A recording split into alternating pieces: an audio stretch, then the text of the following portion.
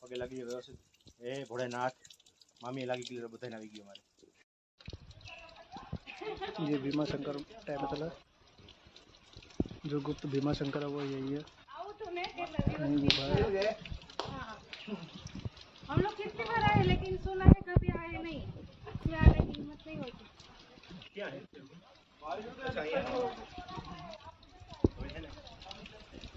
अंकिता जी, आओ तुम